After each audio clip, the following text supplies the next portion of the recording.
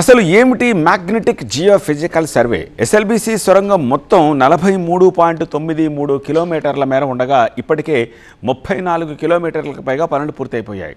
అయితే మరో 9.8 కిలోమీటర్ల మేర ఇంకా తవ్వాల్సి ఉంది. ఎన్జీఆర్ఐ శాస్త్రవేత్తలు ఈ సర్వే చేస్తారు. హెలికాప్టర్కు వేలాడదీసిన పరికరం ద్వారా సిగ్నల్స్ పంపి భూగర్భంలో పరిస్థితులపై అధ్యయనం చేస్తారు. భూగర్భంలో 800 నుంచి 1000 మీటర్ల లోతున పరిస్థితులను అంచనా వేయనున్నారు. సొరంగం తవ్వకాలను పునరుద్ధరించడానికి ఈ సర్వే చేస్తున్నారు శాస్త్రవేత్తలు. ఈ ట్రాన్స్మిటర్ లూప్ పరికరం మొత్తం 24 మీటర్ల వ్యాసం కలిగి ఉంటుంది. దీని ద్వారా విద్యుదయస్కాంత తరంగాలను భూమిలోకి పంపిస్తారు. ఈ తరంగాలు భూగర్భంలోని పొరలకు తాకి అవి తిరిగి రాబోతున్నాయి.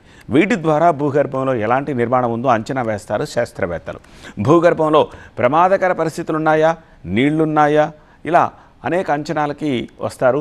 సొరంగం తవ్వకాలకు ఎలాంటి టెక్నాలజీ వినియోగించాలో ఆ తర్వాత సిఫారసు చేస్తారు. తద్వారా సొరంగం తవ్వకాలకు ఎలాంటి టెక్నాలజీ వినియోగించాలో సిఫారసు చేయడానికి ఈజీ అవుతుంది. ఇక ఎస్ఎల్బిసిని యుద్ధ ప్రాతిపదికన పూర్తి చేస్తామంటున్నారు ముఖ్యమంత్రి రేవంత్ రెడ్డి. సర్వే రిపోర్ట్ రాగానే అవసరమైన అనుమతులతో పాటు నిధులిచ్చి పనులు చేపడతామంటున్నారు ఆయన.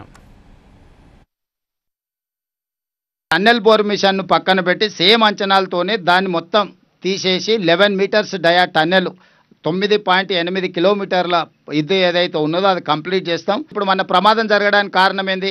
ఒక దగ్గర కంప్లీట్గా లూజ్ ఉండి నీళ్ళు ఉండి బురద ఉండడం వల్ల మనం బోర్ చేయంగానే కింద మట్టి తీయంగానే అది మొత్తం కూలిపోయింది.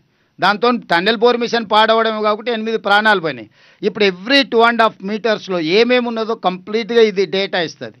ఈ ఎనాలిసిస్ చేసుకొని ఆ పరిస్థితులను బట్టి టన్నెల్ దవ్వేటప్పుడు తీసుకోవాల్సిన జాగ్రత్తలన్నీ తీసుకుంటారు.